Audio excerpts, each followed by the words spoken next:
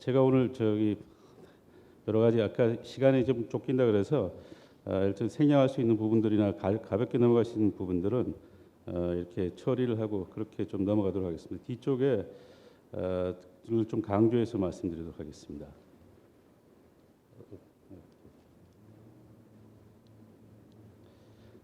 일단은 우리 지식재산의 어떤 정의, 이 문제가 저희가 이제 상당히 고민하고 있는 그런 부분들입니다. 법에는 상당히 이제 추상적으로 정리가 되어 있고, 제가 많은 우리 그 정부 기관들과 이렇게 상의를 해보니까 이런 지식재산의 정의를 어떻게 할 것이냐, 이것에 대해서 또 지식재산 사업의 범위를 어떻게 할 것이냐에 대해서 상당한 논란이 있었습니다. 그래서 저희가 지금 우리 법상 또는 시행령상 생각하고 있는 지식재산의 범위는 기존의 이제 산업재산권인 특허라든지 그리고 저작권, 상표에 더해서 컨텐츠나 소프트웨어, 그리고 거기에 있는 아키텍처, 그리고 이제 새로운 신지식재산권이라고 불리는 이런 지리적 표시, 생물 자원 보존, 여러 가지 이제들을 포함하는 겁니다. 그래서 이게 아마 이제 아까 일본의 그 시바타 마사유키 씨께서 설명하신 내용 중에 상당 부분 겹치지 않나 이렇게 보고 있습니다. 저희들이 이제 이 그 지식 재산이 상당히 중요하다라고 생각하는 것은 지금 현재 이제 85년부터 2005년도까지 무형의 재산의 어떤 가치를 S&P 500의 기업 중에서 보면은 32%에서 80%로 이렇게 바뀌었습니다. 그리고 또 이제 그 중에서 무형의 재산 중에서 우리 IP가 차지하는 비중이 85년 10%에서 지금 40%까지 이렇게 증가가 되고 있습니다. 그래서 한국이 그동안 이 인포메이션 에이지, 그러니까 인터넷 시대에서는 굉장히 빨리 추격을 해오고 어떤 경우에는 세계 여러 나라에 모범이 되는 그런 사례가 되고 있지만, 이 인텔렉츄얼 프로퍼티, 이거 지식 재산 분야에 있어서는 상당히 아직은 그 개선할 점이 많다 이렇게 생각하고 있습니다.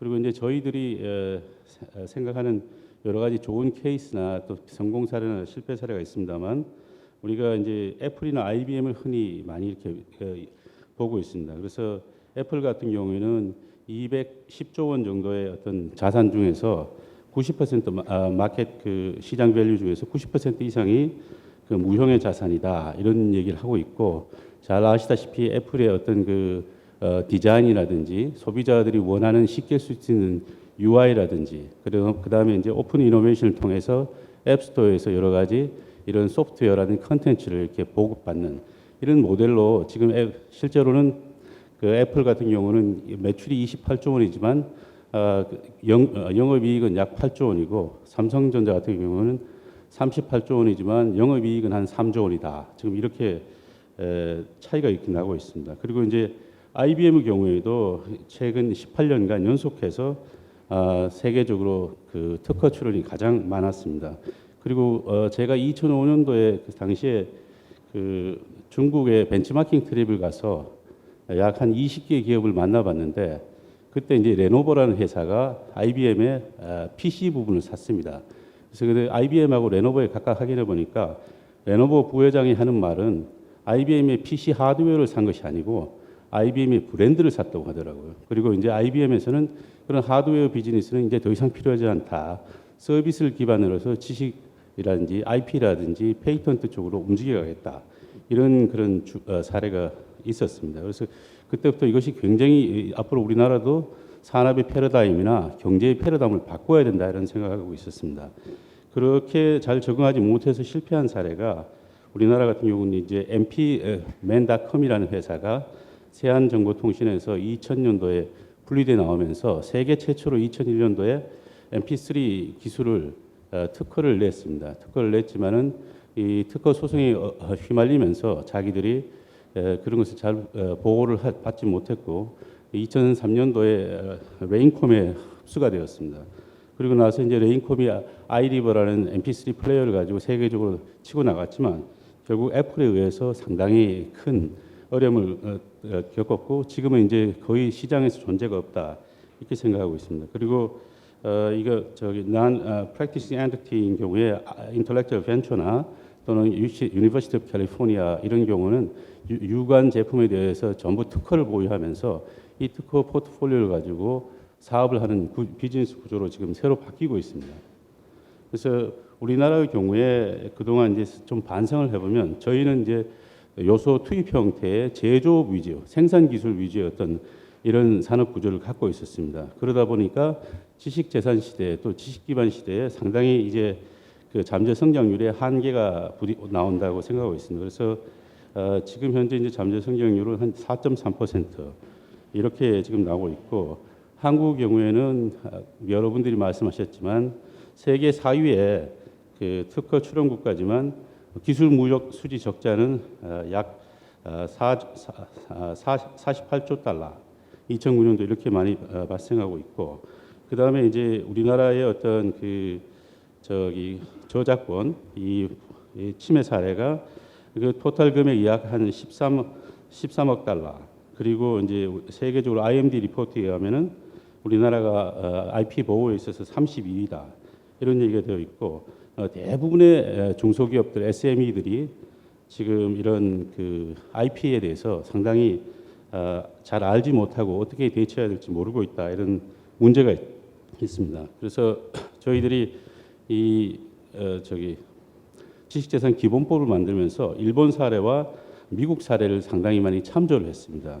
그래서 미국 경우에는 이제 프로 IP 액트라는 것이 2008년도에 만들어졌지만 실제로 이제 IP에 대해서 근본적인 고민을 했던 것은 1980년대 중반이라고 그렇게 보여지고 있습니다. 당시에 이제 존 영이라는 사람이 미국의 Chairman of President Commission on Industry Competitiveness인데 그분께서 우리 그 미국 같은 경우에는 지식의 창출에는 능통하지만 지식을 제조업으로 바꾸는 이런 분야에서는 상당히 좀 문제가 있다. 그리고 당시에 이제 미국 산업의 어떤 자본 형성이라든지 노동 생산성이 일본의 소니 워크맨이라든지 도요타에 상당히 밀려서 큰 위기 의식을 느껴서 이런 새로운 전략을 채택하게 됐습니다. 이것은 아마 우리도 상당히 의미가 있다고 생각합니다. 미국하고 우리가 다르게 우리는 제조업 분야의 강점이 있지만 앞으로 어떻게 이런 IP 지식재산 기반 형태로 바뀌어가지고 이런 크리에이션 분야를 좀 더 활성화하고 그것이 실제로 산업적으로 이렇게 연결될 수 있게 하느냐 이런 문제가 큰 이슈라고 생각합니다. 그리고 아까 전에 시바다 마사유키 씨나 이런 분들이 또 일본의 어떤 사례를 보여줬습니다만 일본의 사례는 사실은 우리가 총리실에다가 지식재산위원회를 만들고 대통령 직속입니다만 그 공동위원장으로 총리께서 하시고 그 다음에 이런 사무국 조직을 만드는 데 있어서 상당히 큰 참고를 했습니다. 그래서 저희가 이제 Framework Act on IP 이것을 하는 근본적인 백그라운드를 좀 보면 아까 말씀드린 대로 이 지금 이제 산업의 트렌드는 지식재산 기반으로 이렇게 바뀌어가고 있는데 우리나라의 산업 구조는 여전히 제조업 생산 그런 하드웨어 위주의 시대이기 때문에 이런 것들을 간극을 좁혀야 된다는 거고 우리가 많은 투자를 하거나 많은 무역을 할수록 오히려 기술 무역 적자가 넓어지고 기업의 수익성이 떨어지는 이 스위디시 패러독스가 이것을 어떻게 극복할 것이냐. 그러기 위해서는 이런 지식재산 기본법이라는 지식재산 정책이 나와야 된다는 것이고요. 그다음에 우리나라에 사실은 이런 무형의 지식재산이 굉장히 많이 있다. 그것을 우리가 충분히 활용하지 못하고 있다라는 반성에서 나왔습니다. 그래서 잘 알다시피 이제 K-팝이라든지 뭐 한류의 여러 가지 드라마라든지 그다음에 우리나라가 형식적으로 숫자에 있어서는 양에 있어서는 세계 4위의 우리 특허 출원 국가라는 이런 것들을 잘 활용해야 된다라고 생각하고 있습니다. 그리고 이제 우리가 이제 지식재산위원회를 만들고 그 사무국을 두는데 이것이 이제 우리 정부의 18개 부처에서 여러 가지 이제 특허청을 포함해서 특허라든지 저작권이라든지 이런 식물식품종이라든지 지리적 표시라든지 이런 것들이 많이 하고 있습니다만 이런 흩어져 있는 노력들을 통합시키고 그것을 시너지를 발휘하는 것이 필요하다 이런 생각을 하고 있습니다. 또한 이제 그런 것들이 국가적으로 코디네이션이 되거나 새로운 분야의 기획을 통해서 5년이나 10년 이런 장기 계획의 비전과 로드맵이 없다는 것이 이런 우리 국가적인 차원에서 지식재산 기본법을 만들고 거기에 해당하는 조직을 만들고 거기에 해당하는 그 여러 가지 펑션을 하는 이런 방향으로 움직이고 있습니다. 그래서 이제 이 법은 간단하게 제가 그냥 전체적인 모습만 보여드리겠습니다. 이 챕터 한 4장 정도 이루어져 있고 1장에는 목표, 그다음에 정의, 지식재산의 정의가 나와 있고 2장에는 아까 말씀드린 대로 기본계획, 시행계획, 그리고 우리 국가지식재산위원회, 그리고 자원의 배분과 활용, 평가 이런 부분들 들어가 있고, 그다음 3장에서는 이제 지식재산의 보호, 활용, 그다음에 창출 이런 분야에 관한 내용들이 들어가 있습니다. 그리고 4장에서는 지식재산 인프라에 관련돼서 인력이라든지 여러 가지 기관 지원 이런 내용들이 정리되어 있습니다. 이 부분은 건너뛰겠습니다. 그래서 이제 우리가 이 지식재산 분야에서 주요한 문제가 무엇이냐, 그리고 정부에서 어떤 전략을 갖고 갈 거냐, 이런 부분들 아직 연구 중입니다. 연구 중이고 7월 20일 날 이제 지식재산 기본법이 발효하면서 제1차 위원회를 대통령님을 모시고 회의를 하게 되어 있습니다. 그래서 거기서 기본계획, 시행계획을 발표를 하고 국가지식재산 전략에 대해서 논의를 하게 됩니다. 거기서 지금 이제 우리 지식재산 창출 분야에 있어가지고 이 표는 뭐 많이 흔히들 이용되는 건데 지금 그 GDP 대비해서 우리나라의 R&D는 전 세계 지금 4위입니다. 3.57% 50국가, OECD 국가 중에 4위고, 그러나 그 기술무역 수지는 끝에서 6번째입니다. 그래서 상당히 그런 큰 갭이 있다 이런 생각입니다. 그래서 저희들은 조금 방식을 좀 달리하자 이런 생각하고 있습니다. 그래서 우리가 지식재산 창출 분야에서 진정한 문제가 뭐냐 이런 퀘스천을 제대로 이렇게 끌어내야 된다라고 생각하고 있습니다. 왜 중소기업들은 자기의 특허를 선진국에 출원하지 않을까? 또 이제 그런 질문들이 많이 나오게 됩니다. 그다음에 우리가 왜 연구자들은 그냥 특허를 출원만 하고 그것을 특허가 상용화되는데 신경을 쓰지 않을까? 이런 질문들을 던지고 그 화두에 대한 답변을 만들어가자 이런 것입니다. 그래서 여기 이제 여러 가지 저희의 대책도 있습니다만 일단은 우리가 실질적인 R&D가 될 수 있도록 하자. 특허 정보를 제대로 활용한다든지, 특허 기술과 특허와 표준이 연계시키게 한다든지, 그 다음에 그런 사람들에 대해서 특허 보상 체계, 누가 권리를 어떻게 나눠 갖느냐라는 이런 보상 체계를 정확하게 좀 만들어주면 우리 특허 창출 분야에 있어서, 지식재산 창출 분야에 있어서 상당한 개선이 있을 수 있다 이렇게 봅니다.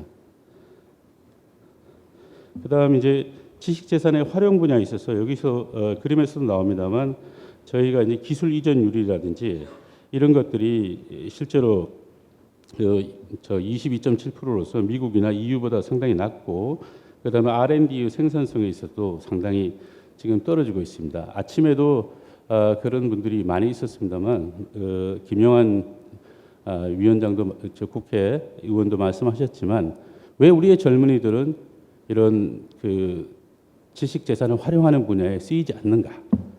그다음에 또 우리나라는 왜 인텔렉츄얼 벤처스 같은 것이 없고 왜 정부에서만 지식 재산을 거래하는 그런 회사에 자금을 들고 민간이나 또는 금융회사에서 왜 관심을 갖지 않을까? 이런 질문들에 대해서 우리가 이 지식재산 정책을 통해서 답변을 할 수 있어야 된다 이렇게 생각합니다. 그래서 여기에서는 정확한 가치평가와 이것을 거래할 수 있고 통용할 수 있는 시장 메커니즘을 만들어주고 그것을 가지고 정확하게 평가를 하고 비즈니스를 할 수 있는 이런 비즈니스 플레이어를 만들어주는 것이 중요하다 이렇게 생각하고 있습니다. 그다음에 보호 분야에 있어서는 잘 알다시피 우리나라의 온라인상의 여러 가지 저작물에 대한 불법 카피가 상당히 많이 일어나고 있습니다. 그리고 아시다시피 우리 특허 법원하고 일반 법원의 특허 무효 소송과 취소 소송 이것이 이제 이원화되어 있는 이런 법적인 문제도 있습니다. 저희들이 이제 근본적으로 갖고 있는 문제는 왜 중소기업들은 특허 소송을 하지 않을까? 그 특허 소송을 하더라도 왜 특허 소송을 했는데 법적으로 보장된 것보다 훨씬 적은 결과를 갖게 되는가? 이런 것들에 대한 우리가 의문을 갖고 있습니다. 그래서 이제 이런 것들을 저희가 해결하기 위해서, 그리고 또 소송보다는 훨씬 간편한 디스피트 레졸루션 절차가 있는데 그것을 왜 이용하지 않을까? 이런 질문에 대해서 정부가 또 지식재산 정책에서 답변할 수 있어야 된다라고 생각합니다. 그래서 저희들이 이 보호 분야에서는 이런 그 소송 제도의 이원화 문제나 또는 이런 올터너티브 대안적인 소송 대신에 분쟁 해결 절차 이 문제를 어떻게 할 것이냐. 그리고 사실 중소기업이나 많은 사람들이 클레임을 하고 싶지만 아주 저비용으로 클레임을 할 수 있는 그런 구조가 되어 있지 않습니다. 그래서 그 저비용으로 할 수 있는 클레임을 어떻게 도와줄 수 있는가 이런 것들. 그 다음에 이제 많은 기업들이 중소기업들이나 이런 데서 보면 기술 탈취가 많이 일어나고 있습니다. 그럼 기술 탈취를 일어나지 못하게 하는 그런 정책은 무엇인가 이런 부분들을 고민해 봐야 된다고 생각합니다. 그래서 우리가 여기 이제 일본의 지식재산 전략본부가 있고 미국의 그 백악관에 이제 인포서가 계시지만 저희들이 이제 지식재산 위원회나 또 지식재산 기획단이 이것은 좀 차별화되게 오퍼레이션을 해야 된다, 운영을 해나가야 된다 이렇게 생각하고 있습니다. 그래서 그 운영에 어떤 큰 5가지 지침이 있는데 첫 번째로는 명확한 성과 지표를 갖고 있어야 된다 이렇게 생각합니다. 그래서 창출 분야, 보호 분야 그리고 활용 분야에 있어서 정확한 우리가 인디케이터를 갖고 있어 그걸 가지고 척도를 가지고서 진행 상황을 체크할 수 있어야 된다 이렇게 봅니다.